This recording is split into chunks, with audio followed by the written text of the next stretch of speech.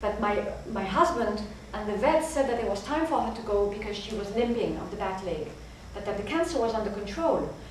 So we brought her and she was fighting, and so I didn't want her to do the euthanasia, but because I had the vet and the husband in opposites were insisting, I did it. So they put the first injection and she didn't go. And they actually had to put 4 injections before the dog went away because the dog was struggling so much. And she said they put the dose of a horse. And so, yeah, that was a hard one. So the woman, she was devastated after. Completely devastated. I mean, see, I used to not take those as urgent cases. I used to always take sick animals as urgent cases, but I realized that when someone is devastated emotionally, it's also an urgent case.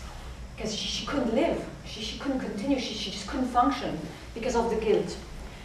And so when I spoke with her, she understood that it was okay. That even though, see, it was no point telling her I couldn't lie. First of all, I can't lie. I'm obliged to say the truth because it's my contract with the animals. So I had to say what I got, even if maybe what I get is not true. But I say maybe I'm not speaking truth, but my information is that Schatzi was not ready to go. But specifically asks for you to leave the guilt. Specifically. And I didn't know anything that happened.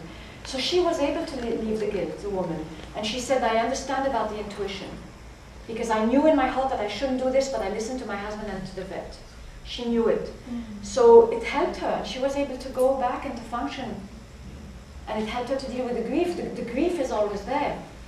The loss is always there, especially animals. Where's Lulu? Right behind you. Ah. Please don't go. Yeah. So, any other questions? You.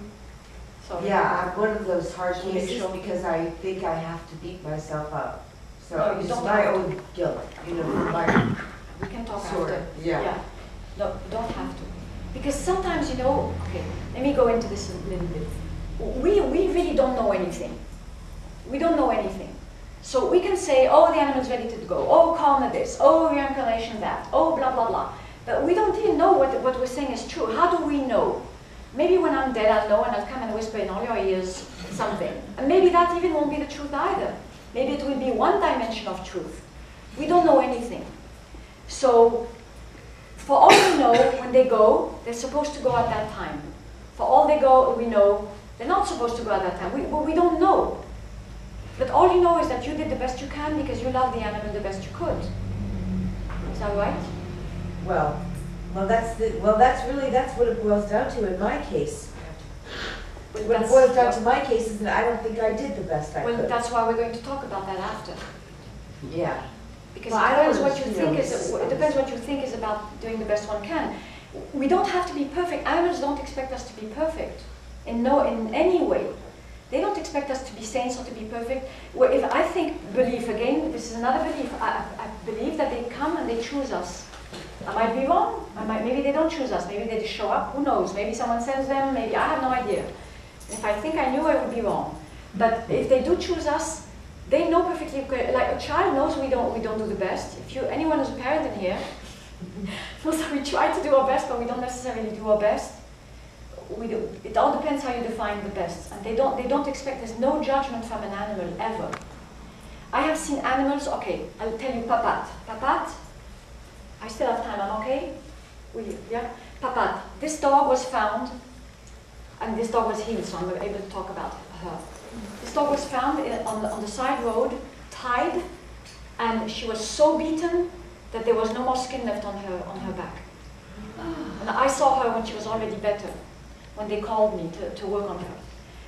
And the dog, she had amnesia. She was so gone because what happened is the abuse was so awful that the spirit just left. There was no more spirit in the body, and so she was like that. She couldn't connect to anything. She couldn't understand. She couldn't remember things. That was Papat. And I remember I was so shocked. First of all, I was so upset and so indignant because when I did the communication, I was obliged to see the pictures of what happened to her. And I probably didn't see everything. I just saw a little piece because I didn't want to see everything. Because I've worked with a lot of abuse cases of animals.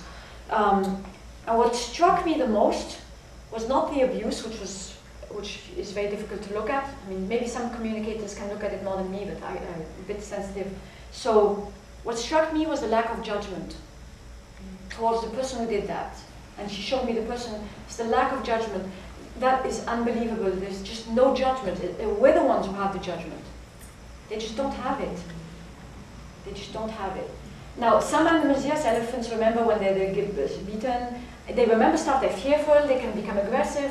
But so they defend themselves for their safety, their security. But there's not the sense of judgment like we have it. Although those type of human emotions they don't have, from my experience. So on another nicer note, we'll finish with because I do a lot of healing work. It's mainly what I specialize in. And they said, he calls me and he says, I need you to get the cow to get up on its legs.